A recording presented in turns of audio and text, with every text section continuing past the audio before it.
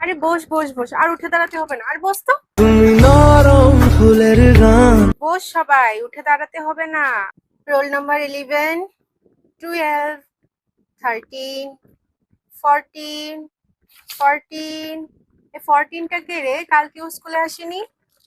পূজা, তোর কি হয়েছে? ম্যাম, কালকে মার শরীর ভালো ছিল না।